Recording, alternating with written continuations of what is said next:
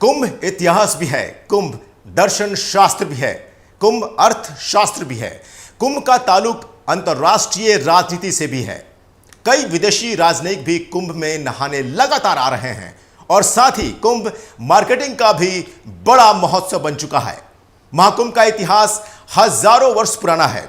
महाकुंभ का संबंध समुद्र मंथन से है, लेकिन महाकुंभ के मंथन से एक अर्थव्यवस्था का भी निचोड़ निकलता है। मैं एक जर्नलिस्ट के तौर पर जानना चाहता हूं आपसे कि आखिर जो व्यवस्था हुई है, देखिए खामियां तो रहती हैं, इतने बड़े आयोजन में कुछ ना कुछ खामियां त्रुटियां रहेंगी, लेकिन जो सक्सेस है, जो अचीवमेंट्स है, जो देश का नाम गौरव बढ़ा है आध्यात्मिक तौर पे और वैसे भी, और एक सबसे बड़ी बात यह है कि किसी आयोजन में इन्वेस्टमेंट का कई गुना अगर आउटकम आता है तो इसको उस तरीके से हम क्यों देखें।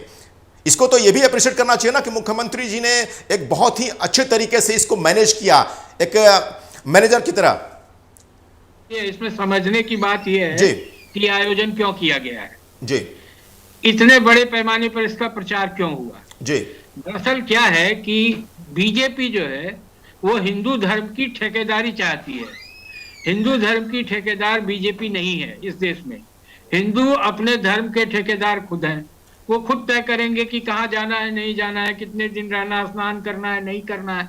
इसके लिए बीजेपी के निमंत्रण की जरूरत नहीं है। नहीं तो आप ये कहना चाहते हैं कि कुंभ का आयोजन इतने बड़े स्तर पर नहीं होना चाहिए। दरअसल हुआ ये है कि भारतीय जनता पार्टी समाज को हिंदू और मुसलमान के बीच बांटना चाहती है, और जो समाज का जातीय वर्गीकरण है उससे खुद को अलग करके उसको एक होमोजीनियस कम्युनिटी। चलिए आपके सवाल का जवाब देना चाहेंगे, मुझे लगता है कि तिलकराज जी आप ही बताएं कि आप ही दे जवाब इसका। नमाज पढ़ना चाहते हैं, अपने बच्चों को उर्दू सिखाना चाहते हैं, और अपने बच्चों को जो है जहाँ नमाज पढ़ा करके उसको उस प्रचार को कौन सा प्रचार कहेंगे, वो किस तरह का प्रचार करना चाहते हैं। जो सरकारें केवल ईद के नाम पर छुट्टियां कर रही हैं, केवल नमाज पढ़ने के लिए छुट्टियां कर रही हैं, क्या वहां पर नवरात्र में व्रत करने वाले लोग नहीं है? तो अगर कहाँ किसने रोका है हिंदुओं को कोई किसी पर्व को मनाने से? यहाँ अगर मुसलमान जो है ट्रेन में नमाज पढ़े तो अभी तो हिंदू थोड़ी सी लड़ाई लिया है कुंभ में तो बेचारी पेट में दर्द शुरू हो गया। नहीं थोड़ी सी लड़ाई लिया है। अरे सुनिए शर्मा जी, सुनिए संजय जी, हर सड़क पे अगर एक मुसलमान नमाज पढ़ ले शुक्रवार को तो पेट में दर्द होगा आपको। सर लेकिन वही जो टॉपिक पे रहते हैं हम लोग थोड़ा। श्याम किशोर चौबे जी आपको इस डिबेट में लाना चाहेंगे। और सर देखिए हम सभी पत्रकार हैं और मुझे लगता है कि जो चीज हुई है, जो अच्छी चीज है उसको भी अप्रिशिएट करना चाहिए।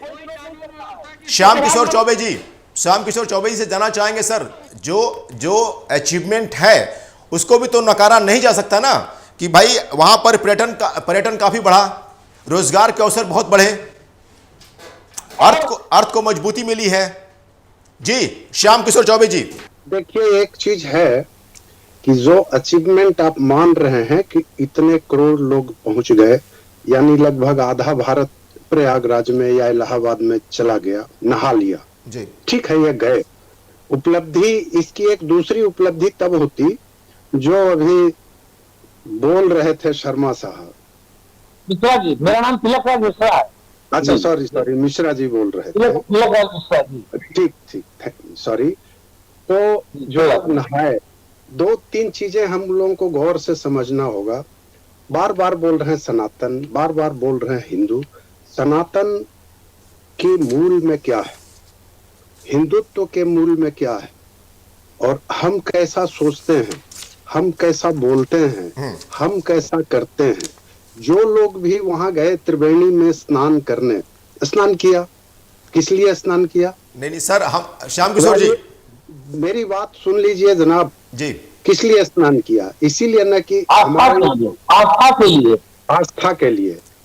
उनका हिंदू थोड़ा ज्यादा जगह नहीं, हिंदू से ज्यादा सर हम उसमें चर्चा करने के नहीं आए। हमें सर हम मुद्दे पर रहते हैं क्योंकि हमारा मुद्दा क्या है सर, अर्थ से ज्यादा जुड़ा हुआ है। इस डिबेट में हम अर्थ को ज्यादा फोकस कर रहे हैं। जो चीजें इस बार हिंदू और मुस्लिम पे हम नहीं जा रहे हैं सर, हमारा मकसद ये है कि आखिर जो इतने रोजगार मिले लोगों को, इतना अच्छा इनकम हुआ कि वो साल भर बैठ के आप खा सकते हैं, कोई दिक्कत नहीं है इसमें। और साथ ही साथ जो राज्य को राजस्व मिला है उस पर भी तो थोड़ा आप फोकस करेंगे कि सिर्फ हिंदू मुसलमान करते रहेंगे सर आप लोग?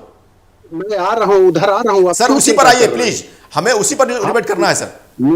मैं उसी पे आ रहा हूँ, मैं उसी पे आ रहा हूँ। थोड़ा जल्दी आए सर, समय कमी है सर। आप सुन लीजिए मेरी बात जी, कि जो लोग बोल रहे हैं कि लोगों को इनकम बढ़ा, जी, ठीक है, मान लिया इनकम बढ़ा, कैसे बढ़ा? अब मैं छोटे से उदाहरण से आ रहा हूँ जी, कि जो लोग मोटरसाइकिल पे, जो इलाहाबाद या प्रयागराज, बोलिए प्रयागराज के जितने नौजवान हैं, जितने के पास मोटरसाइकिल है, उनको 1.5 महीने का रोजगार मिला। वो 8 किलोमीटर, 9 किलोमीटर या 5 किलोमीटर या 3 किलोमीटर का जाने का 3000 से 1000 रुपया एक ट्रिप में ले रहे हैं। उनका रोजगार तो बढ़ा, लेकिन जिसकी जेब कटी उसका क्या, ये भी तो बताइएगा। नहीं इस वहां पे अगर मान लीजिए बेचने वाले ने, जो मेले में जो लोग जुटे हैं, वो 5 रुपया का सामान 20 रुपया में बेच रहे हैं। जैसे मेरे कुछ मित्र गए थे, उन्होंने कहा कि उनको वहां पे 160 रुपया किलो अमरूद मिला। ठीक है सर, इसका जवाब ले लेते हैं। आज जो 50 करोड़ लोग आकर के गंगा स्नान करके, दर्शन करके, अयोध्या भी जाके, काशी विश्वनाथ जाकर के, और अपने अपने तीर्थ स्थलों पर, अपने ये पूरा जो शहर है ये टूरिज्म का प्लेस है, ये टूरिस्ट प्लेस है। इनकी पूरी इकोनॉमी ही टूरिस्ट पर डेवलप स्टैब्लिश करती है। तो अब आप बताइए, अगर इस चीज को, कुंभ तो लगता ही लगता, कुंभ तो लगने ही लगना था। ऐसा तो नहीं है कि 12 वर्षों में हर वर्ष को, हर 12 वर्षों कुंभ लगता है, लेकिन उस कुंभ में अगर हम दुनिया के अपने विशिष्ट लोगों को बुला सके, जो अपने आप में एक पहचान रखते हैं, अपनी एक शख्सियत रखते हैं, अगर वो भी आए, और बाकी हमारे आम जनमानस से लेकर के, आप सोचिए उसी गंगा की विडंबना और गंगा का विस्तार देखिए कि गंगा जो है आज वही लोग वहां आ रहे हैं कि जिस गंगा में मिश्रा जी इस गंगा में क्या मोदी जी स्नान कर रहे हैं, उसी गंगा में हमारा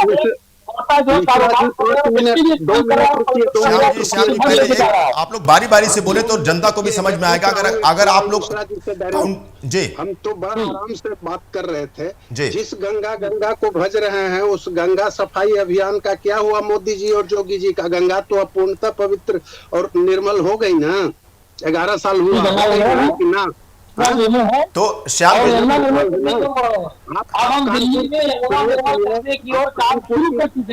आप कानपुर की गंगा का पानी डायरेक्ट पीजिएगा ना। मुझे लगता है तिलक राज जी, आपको 2 विपक्षी पार्टियों का सामना करना पड़ रहा है आज।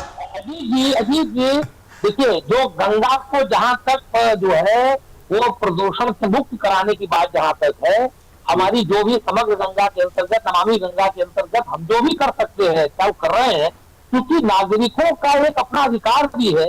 जो कि चूंकि मैंने जब गंगा मूर्ति विसर्जन के लिए PIL लगाया था हाई कोर्ट में, चंद्रचूड़ की अदालत में, तो मामला यही आया था कि हमने कहा था कि केहरी बांध से आप बांध खोल दीजिए ताकि एक प्रवाह हो, और जब प्रवाह होगा तो पानी स्वच्छ हो जाएगा और मूर्तियां भी बह जाएगी, या जो चीजें प्रभाव में आपको लग रहा है वो निकल जाएगा। तो देखिए उन्होंने क्या कहा कि क्योंकि, और हमने उसमें बोला कि भाई जब इतने नाले गिर रहे हैं, इतना वो गिर रहा है, तो उससे दिक्कत है, मूर्ति विसर्जन में क्या दिक्कत है? तो सीधा कोर्ट ने यही कहा कि क्योंकि वो आम जनमानस से जुड़ी चीजें हैं, हम उसको बंद नहीं कर सकते। तो वह क्योंकि जनता की चीजें ही है, हम उसमें STP लगा करके, STP के माध्यम से सफाई अभियान चला रहे हैं, जगह जगह STP लगी हुई है। जो भी काम हम कर सकते हैं गंगा के लिए कर रहे हैं। गंगा तो भैया इतनी पवित्र है कि यही गंगा का जो है एक दूल्हा और दुल्हन आचमन करते हैं, और सामने वहीं पर जो है एक बाबा। आपसे क्लोजिंग कमेंट मैं चाहता हूं कि आप ये बताएं कि योगी का जो अर्थशास्त्र जिसको हम लेकर चर्चा कर रहे हैं, उसके 2 अच्छी चीजें बताएं आप। एक तो अचीवमेंट यही है कि प्रधानमंत्री पद के दावेदार हो गए। जी बिल्कुल सही कह रहे हैं सर। और दूसरा अचीवमेंट ये है कि अब सब कोई, जितने लोगों ने नहाया, मैं अपनी ओर से, मैं भी चूंकि हिंदू हूं, एक कसम देता हूं कि जितने भी लोग नहाए, मिश्रा जी भी नहाए होंगे जरूर, तो जीवन में अब कभी झूठ नहीं बोलिएगा, किसी के लिए खराब नहीं सोचिएगा, सबके लिए भला ही भला करिएगा। मैं यही कहूँ। संजय जी, आपके 2 अच्छे बोल क्या मिश्रा जी करेंगे ना? अच्छे बोल तो मैं कह सकता हूं कि लोगों के लिए अच्छा पर्यटन हुआ है जी, परिवार के साथ सुकून का समय गुजारा है, गंगा में स्नान किया, उससे मन की शांति हुई होगी जी। और बाकी अर्थ की जो हानि हुई वो तो हुई है। एक एक आदमी को जाने में 40-50 हजार रुपए खर्च हुए हैं और इसका लाभ निश्चित रूप से उत्तर प्रदेश की उस जनता को मिलेगा जो कुंभ के आयोजन में लगी हुई है जी। इससे मैं इनकार नहीं करता। तिलकराज जी, आपके क्लोजिंग कमेंट। जनता के अंदर आया है, अपने परिवार को लेकर के लोग कोरोना के बाद अपने घरों से निकले हैं और बहुत ही अच्छी संख्या में निकले हैं। और एक जो इकोनॉमिक रूप से जो उत्तर प्रदेश की मजबूती हुई है, देश की मजबूती हुई है। और मैं सबसे पहला धन्यवाद करना चाहूंगा उत्तर प्रदेश के सभी प्रशासनिक अधिकारियों को, उनकी विनम्रता के लिए, चिकित्सकों को, सफाई कर्मियों को, हमारे रेल कर्मियों को और जो भी हमारे मीडिया के बंधु वहां कवरेज कर रहे हैं। निरंतर 1-1.5 महीने तक आप पड़े हुए हैं कुंभ में परिवार को छोड़ करके। आप वक्त कमी है, आप सभी मेहमानों का बहुत बहुत धन्यवाद। तो आप देख रहे थे योगी का अर्थशास्त्र, आप देखते रहिए TV45।